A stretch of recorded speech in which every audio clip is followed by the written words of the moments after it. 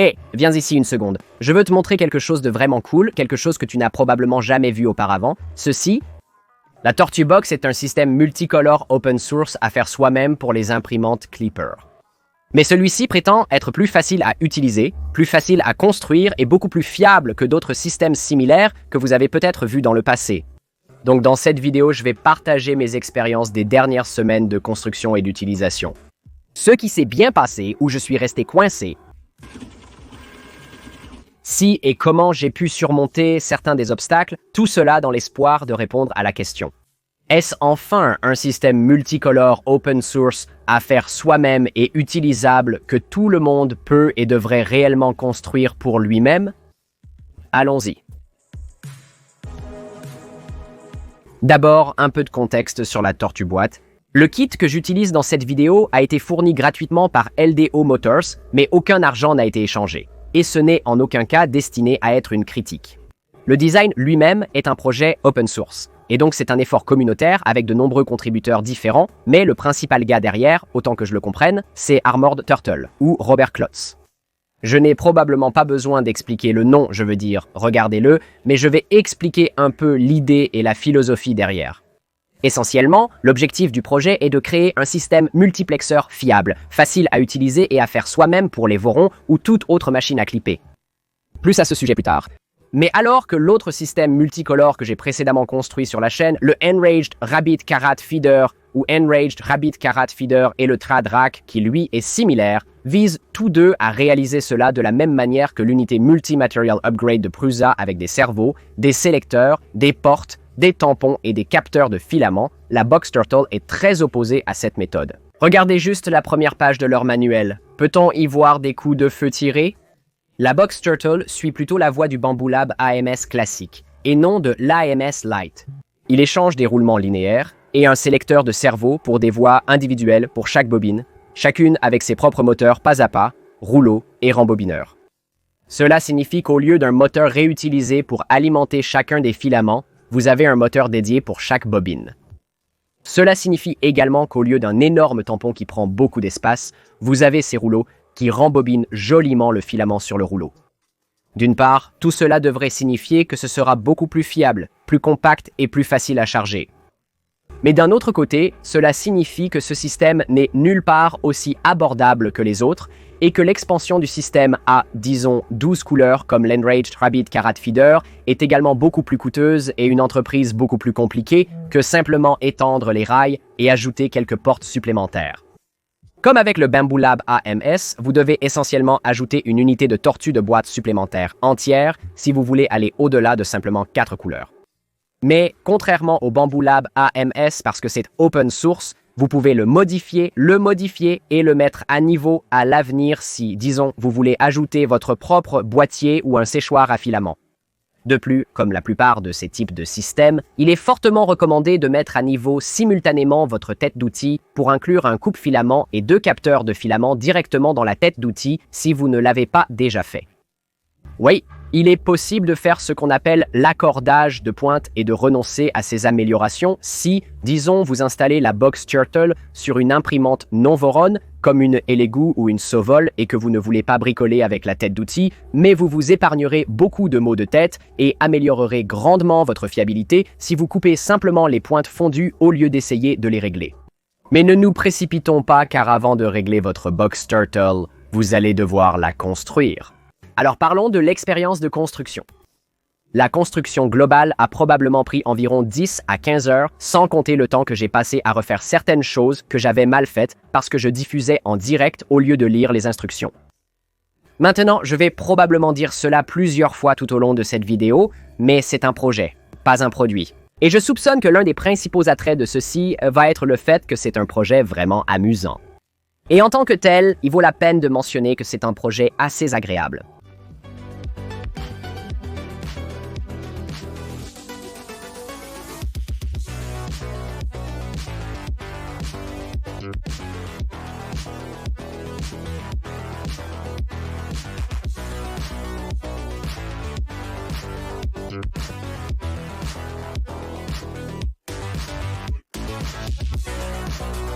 Contrairement à d'autres choses que vous avez peut-être construites par le passé, comme une imprimante Voron ou Prusa, qui ont des manuels en Portable Document Format ou imprimés, la Box Turtle utilise non seulement un configurateur STL interactif pour vous aider à comprendre toutes les choses que vous allez devoir imprimer, mais elle dispose également d'un manuel en ligne innovant et interactif que vous pouvez personnaliser pour correspondre à vos couleurs et qui vous permet de zoomer, de panoramiquer, de tourner, juste pour avoir une meilleure vue de chaque étape. C'est tout simplement brillant. Et en plus des différences mécaniques que nous allons aborder dans une seconde, cela rend l'expérience de construction de la Box Turtle vraiment très agréable. Alors que je résumerai toute l'expérience de construction de l'Enraged Rabbit Karat Feeder par un ferme, jamais plus, bien que pour être juste, j'ai construit une unité 12, ce qui représente beaucoup plus de travail. Je serais ravi de construire une autre Box Turtle si je voulais ajouter 4 autres couleurs ou l'ajouter à un autre de mes vorons. Sans vouloir offenser l'équipe ARCF ici. Cela dit, c'est toujours TNL et je suis toujours moi, donc vous savez que j'ai encore eu pas mal de problèmes. Tout d'abord, j'ai eu des problèmes avec les rembobineurs qui ne tournaient pas librement, ce qui m'a obligé à les retirer, à les réimprimer, à les reconstruire et à les remonter 2 ou 3 fois avant qu'ils ne bougent en douceur. Apparemment, les engrenages en nylon MJF fournis dans le kit LDO posent en fait des problèmes à beaucoup de gens et une partie de la solution consiste en fait à réimprimer ces engrenages chez soi en simple vieux ABS. Nous avons également découvert que certaines pièces frottaient contre les côtés ou le fond du plateau, causant des frictions, donc nous avons dû les desserrer un peu. Je dis nous parce qu'à ce stade, je dois remercier mon ami et patron Jacques de m'avoir aidé à les faire fonctionner correctement quand j'étais honnêtement un peu épuisé de répéter la même étape encore et encore. Alors merci Jacques. De plus, j'ai actuellement un problème frustrant avec le hub lui-même et le filament qui se coince dans l'une des voies.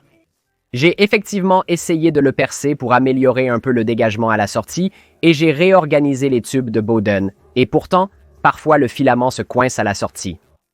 Heureusement, il semble qu'une nouvelle version améliorée de cette pièce soit en route qui vise à résoudre tous ces problèmes. Mais ce qui est encore mieux, c'est que la Box Turtle est entièrement open source, je peux donc simplement remixer ma propre version et essayer de la réparer moi-même sans attendre.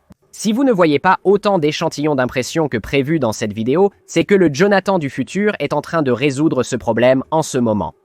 Mais en toute équité, je dois dire que beaucoup des problèmes d'ajustement et de dégagement sur cette construction et sur ma construction Enraged Rabbit Karat Feeder sont probablement dus au fait que, comme toujours, j'imprime beaucoup de pièces pour ces différentes constructions sur des imprimantes non testées et non calibrées que je teste pour d'autres vidéos ou pour des sponsors. Donc je pense qu'en général, si vous avez une imprimante bien calibrée et que vous lisez attentivement les instructions au lieu d'essayer de divertir les gens sur un live stream, c'est un projet tout à fait réalisable et il était principalement dépourvu des types de tâches laborieuses et odieuses qui peuvent transformer une construction comme celle-ci en une véritable corvée. De plus, si vous rencontrez des problèmes, je tiens à dire que l'équipe des tortues pédagogiques Armored Turtle est très rapide à intervenir dans un style tous les mains sur le pont et à vous aider. Et j'adore qu'ils utilisent un système de billetterie au sein de leur serveur Discord pour rendre l'information aussi recherchable et accessible que possible, car cela a été un point majeur de frustration pour moi dans le passé lorsque j'essaye de réaliser certaines de ces constructions open source. La seule plainte que j'ai concernant le processus de construction lui-même a probablement à voir avec le moment de la construction où vous passez du matériel au logiciel et à la configuration. Au moment où vous l'avez suffisamment assemblé pour commencer à installer et à ajuster le logiciel et la carte sur votre imprimante, vous êtes honnêtement assez gâté avec les guides étape par étape et c'était un peu frustrant pour moi du moins de devoir ensuite aller lire des murs de texte sur des pages GitHub séparées pour le logiciel du contrôleur AFC, puis la tortue boîte, puis une autre page séparée avec le guide de démarrage initial, tout pour l'installation, la calibration et le démarrage initial. Peut-être que mon cerveau était juste grillé, mais je me suis retrouvé à demander à plusieurs reprises aux gens du système de billetterie Discord lequel de ces 4 ou 5 ressources différentes je devais consulter pour trouver chaque information dont j'avais besoin à chaque étape, puis à passer d'un guide à l'autre parmi ces 4 ou 5 guides différents. Peut-être que c'est trop demandé, mais j'aimerais vraiment voir les étapes de réglage et de dépannage de la configuration du logiciel ajoutées directement sur ce merveilleux site web interactif de la Tortue Boîte, avec des images étape par étape de ce qu'il faut régler et calibrer à chaque étape. Parce que, honnêtement, vous m'avez vraiment gâté avec l'expérience de construction géniale et ce site web, et j'espère vraiment voir plus de projets faire cela en général par rapport à l'RCF que j'ai construit au milieu de l'année dernière. Je dirais que les points ici vont à la tortue boîte, simplement pour être une construction plus facile, avec moins de frustration, moins de travail d'assemblage ennuyeux et un design plus indulgent que les RCF, qui doit absolument être parfait en termes de qualité d'impression et d'assemblage pour fonctionner correctement. Et de manière fiable ensuite, parlons de configuration et de calibration parce que c'est une partie majeure pour faire fonctionner correctement l'un de ces systèmes sur votre imprimante et c'est la partie qui a certainement battu moi et beaucoup d'autres avec les prédécesseurs de la tortue boîte. Même si, comme je l'ai mentionné précédemment, il peut être un peu déroutant de déterminer où vous devriez regarder à chacune des étapes ultérieures de la construction, je dois admettre que les créateurs de BoxTurtle et de son logiciel complémentaire ont en quelque sorte déjà pensé à tout. De nombreuses parties de la configuration sont entièrement automatisées, comme le système de calibration de la longueur du tube Bowden et du tampon, et d'autres ont été résolues pour vous, par exemple, avec des valeurs de rétraction facilement disponibles pour chacune des têtes d'impression majeures et populaires utilisées sur les constructions Voron. Les seules choses que vous devez vraiment ajuster vous-même sont les macros. Par exemple, vous devez apprendre à l'imprimante où se garer et où brosser la buse et toutes ces différentes choses ainsi que, bien sûr, où couper le filament. Tout cela est très bien documenté dans les fichiers eux-mêmes sous forme de petits commentaires utiles. Et même si vous n'avez pas une liste étape par étape de ce qu'il faut configurer au moins, pas encore. Il est très simple de modifier les variables nécessaires pour démarrer. Vous devrez également modifier vos macros de début d'impression, ce qui est un peu plus du genre, voici un exemple, débrouillez-vous, mais ce n'est rien d'insurmontable. Je dirais qu'après peut-être 2 ou 3 heures de bricolage, même moi, qui ne suis pas bon en macro clipper et autres, j'avais la BoxTurtle en marche suffisamment bien pour tenter ma première impression multicolore d'échantillons. Cependant, j'ai eu un autre problème frustrant avec des décalages de couches majeures se produisant après la coupe, et j'ai passé 1 heure ou plus à ajuster mes valeurs de retour à la maison sans capteur, à ajuster les distances de coupe, à tester, à le refaire, puis à faire des essais à blanc de coupe. J'ai finalement résolu le problème en me concentrant vraiment sur la distance que la tête d'outil devait parcourir pour faire la coupe, ainsi qu'en changeant la position de coupe d'un maximum absolu de 350 à seulement 347. Oh, et j'ai aussi découvert que mon portique volant volait littéralement parce que les montures arrière sur le chariot s'étaient effectivement desserrées, ce qui n'a certainement pas aidé à la précision de mon retour à la maison sans capteur. Alors, oups. Comparez cela au processus de calibration Enraged Rabbit Carrot Feeder. Et encore une fois, la différence est franchement comme le jour et la nuit. J'ai personnellement passé peut-être 20 heures à essayer d'obtenir un réglage parfait du logiciel et du matériel sur mon Enraged Rabbit Carrot Feeder avant de finalement abandonner. Et j'ai parlé à d'autres qui ont passé jusqu'à 60 heures pour le faire fonctionner parfaitement. Donc ici, encore une fois, ce n'est pas une compétition, mais les points sont définitivement attribués à la tortue boîte. Dans un instant, nous passerons à l'expérience utilisateur réelle au quotidien et, espérons-le, à quelques impressions d'échantillons. Mais avant cela, parlons de l'expérience logicielle pour ceux qui se demandent comment faire fonctionner ça sur leur imprimante. Donc, contrairement à la plupart des autres systèmes comme l'Enraged Rabbit Carrot Feeder qui utilise quelque chose appelé Happy Hair, la tortue armée est conçue pour fonctionner avec son propre plugin logiciel pour Clipper appelé AFC ou je pense changeur de filament automatique. C'est un système plus récent mais beaucoup plus simple et il fonctionne très bien avec la tortue boîte dès la sortie de la boîte. Vous l'avez dès la sortie de la boîte? Contrairement à Happy Hair, il n'y a actuellement aucun plugin d'écran clipper ou module de tableau de bord Mainsail. Correction, il existe maintenant une version bêta de Mainsail avec une interface utilisateur graphique complète pour gérer et remapper les filaments. Et je ne peux pas imaginer qu'un plugin d'écran clipper soit trop loin derrière. Personnellement, j'ai toujours trouvé que les cheveux heureux étaient vraiment très puissants, mais aussi vraiment compliqués et accablants. Donc, je salue l'approche beaucoup plus simple de la magie qui se passe en coulisses de l'AFC, mais j'attends aussi avec impatience de pouvoir réellement voir l'état du filament à la fois sur l'écran de Clipper et sur l'interface web elle-même. Pour les trancheurs, il est vivement conseillé d'utiliser Orca Slicer. Vous devrez modifier le G-code de l'imprimante avant de pouvoir imprimer. J'adore cela car je suis un utilisateur acharné d'Orca Slicer, mais il est aussi possible de configurer Prusa Slicer ou Super Slicer pour fonctionner avec cette configuration. D'accord, maintenant que nous avons couvert à peu près tout ce que vous devez savoir pour en arriver à ce point, parlons de l'expérience utilisateur au quotidien avec la BoxTurtle. En termes de découpage, l'impression d'objets multicolores avec cette configuration est similaire à celle d'une imprimante Bambu Lab. Vous ajoutez les filaments, vous peignez ou sélectionnez autrement les différentes couleurs que vous voulez et ça fait un peu son truc. Mais en vérité, c'est vraiment la seule interaction que vous allez avoir avec la tortue boîte parce qu'elle est vraiment conçue pour juste fonctionner.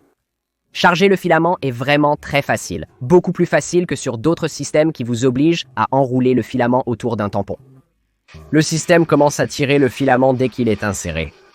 Vous devez vraiment pousser le filament assez loin, comme 10 à 15 cm, mais il finira par le ramasser et ensuite charger le filament pour vous. Il y a des lumières LED utiles à l'avant qui vous indiqueront quand une voie donnée est en utilisation. Charger ou vide, décharger le filament est un peu plus compliqué, parce que les extrudeuses de la tortue boîte s'accrochent toujours au filament, mais parce qu'il y a maintenant une version bêta de la grand voile.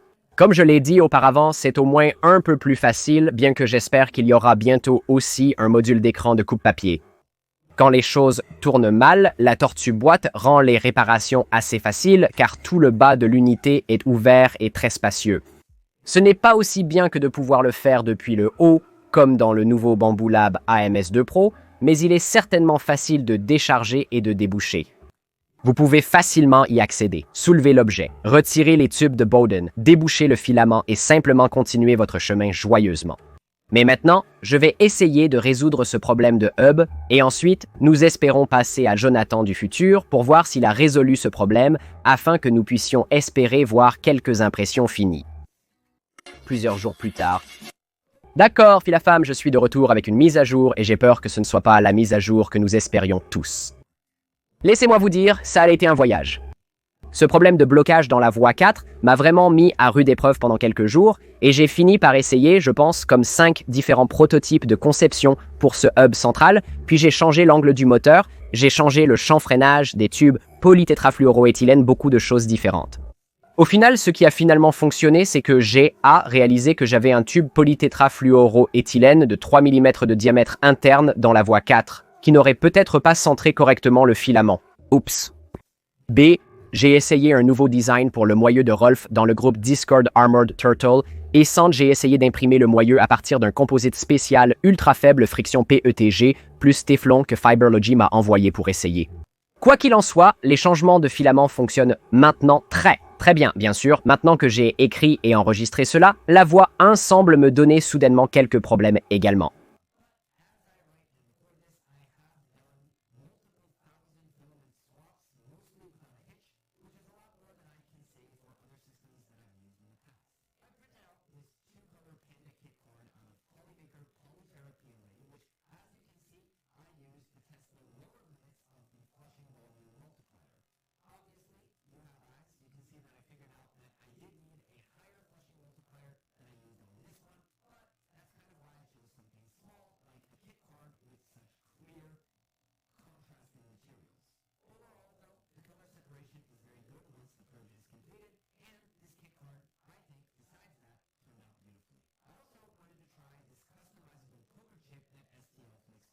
J'ai vérifié la précision des réglages de mon imprimante et testé à nouveau le multiplicateur de purge.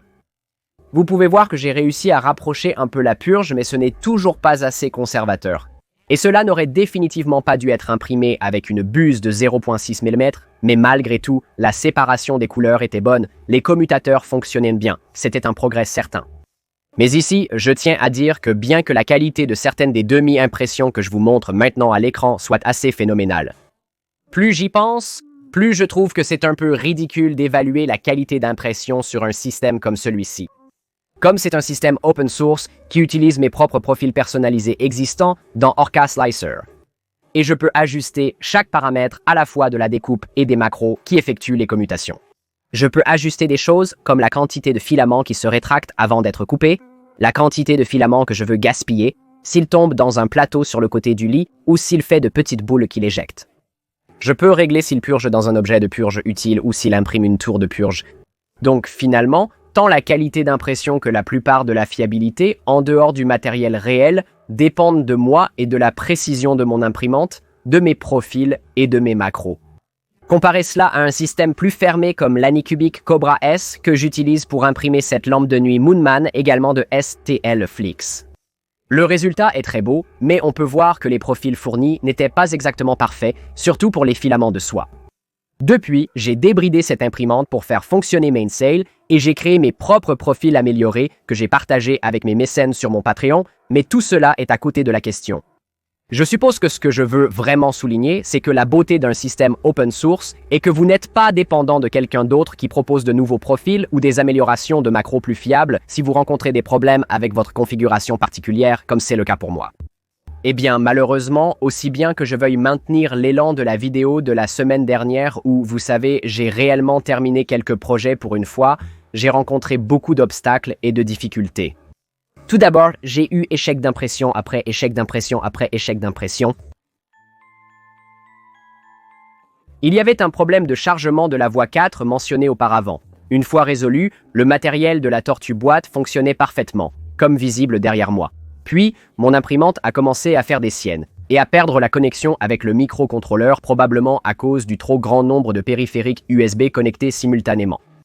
Et même une fois que nous avons résolu cela en débranchant l'une des cames de buse supplémentaires, nous avons rencontré un problème étrange où la tour de purge imprimerait réellement en plein air pour les premières couches.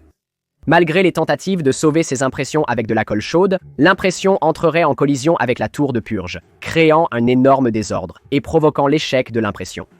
Et même maintenant que tout cela a été résolu, j'ai encore un tas de problèmes avec les décalages de couches, probablement pas à cause de la tortue boîte, mais à cause du fait que mon homing sans capteur n'est toujours pas aussi précis qu'il devrait l'être. Comme quelqu'un l'a mentionné sur le Discord de la tortue blindée, le homing sans capteur est souvent excellent. Il est généralement assez précis à moins qu'il ne se heurte à des objets rigides qui ne bougent pas, comme la goupille pour le coupe-filament. Le fait est que je ne veux pas chercher d'excuses, mais j'essaie depuis des jours d'imprimer certains de ces modèles multicolores impressionnants et magnifiques de STLFlix en multicolore, et cela ne se produit tout simplement pas. Peut-être que j'aurai quelque chose à montrer à la dernière minute, que je mettrai ici. Mais honnêtement, la semaine prochaine, c'est Pâques. Je pars en vacances avec ma famille, et mon fils aîné est malade. Une tempête parfaite d'événements. Et je dois envoyer cette vidéo à Eric pour qu'il puisse réellement la monter et la sortir à temps. Cela dit, j'ai hâte de faire encore plus d'impressions multicolores sur ce système maintenant que, comme vous pouvez le voir, il fonctionne très bien pour la plupart. Et je vais fouiller dans la vaste bibliothèque de STLFlix, de prints fonctionnels, de bibelots et plus encore pour trouver des choses amusantes à imprimer. Je prévois de créer des courts-métrages sur YouTube dès que j'aurai des impressions et du contenu à partager. Donc, si vous voulez voir des mises à jour ou des échantillons de qualité d'impression de ce dont ce système est capable, assurez-vous d'être abonné. Au début de cette vidéo, j'ai promis de vous dire, selon mon expérience, si la Box Turtle remplit sa mission déclarée ou non. Est-ce réellement un système open source, multicolore, facile à construire, facile à utiliser et fiable? Eh bien oui, pour la plupart. Malgré les nombreux problèmes rencontrés, mon impression a-t-elle échoué?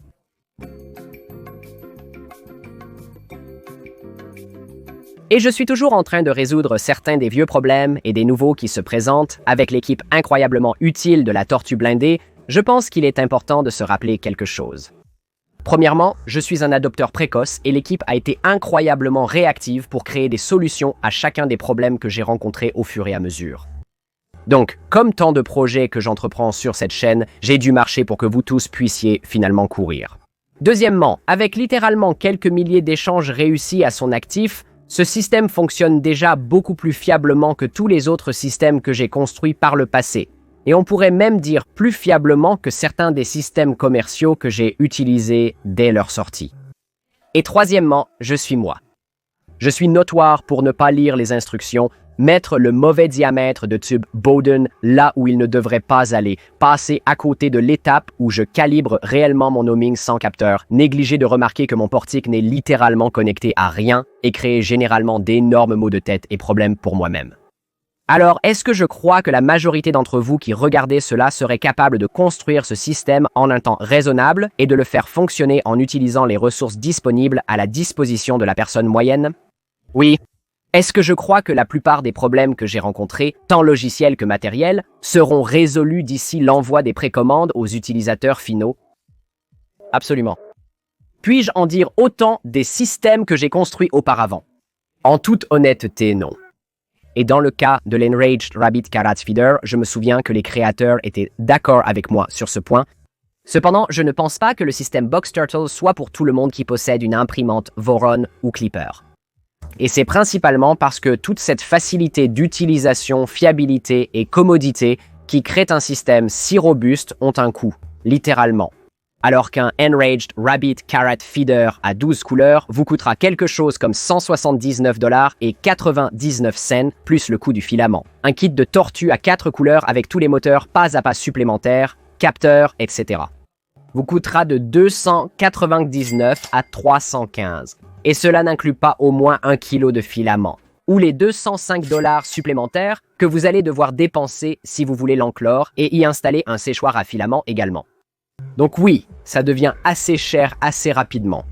En gros, pour ce prix, on pourrait s'offrir une imprimante multicolore complète. On pourrait aussi vous pardonner de comparer le prix du kit Box Turtle avec le prix supposé du prochain système multicolore Vivid de Big Tree Tech, qui est entièrement assemblé et fermé et qu'il prévoit de vendre pour 250 $. Et cela devient alors une comparaison et une vente encore plus difficile.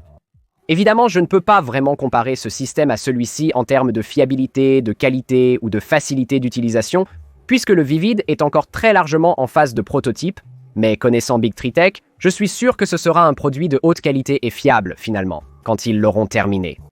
Voici donc ce que je dirais. Si vous recherchez un projet amusant et que vous êtes intéressé par l'essai d'un système multicolore pour votre imprimante Voron ou Klipper, cela vaut vraiment la peine d'être essayé. Si vous avez été intimidé par ce que vous avez lu en ligne sur d'autres systèmes multicolores, comme l'Enraged Rabbit Carrot Feeder et les difficultés à le faire fonctionner de manière fiable, alors ceci pourrait être exactement le type de configuration que vous recherchez. Et si vous êtes le genre de personne qui préfère construire vos propres imprimantes plutôt que de les acheter afin de connaître les tenants et aboutissants de leur fonctionnement et que vous pouvez les ajuster pour qu'elles fonctionnent exactement comme vous le souhaitez, alors ceci va certainement être tout à fait dans votre allée et possiblement la meilleure option disponible. Mais d'un autre côté, si vous cherchez simplement le moyen le moins cher d'avoir le plus de couleurs ou si vous cherchez un produit prêt à l'emploi qui ajoutera rapidement des capacités multicolores à votre imprimante Klipper, oui, ce n'est probablement pas pour vous. C'est tout pour cette semaine. Rendez-vous à la prochaine couche.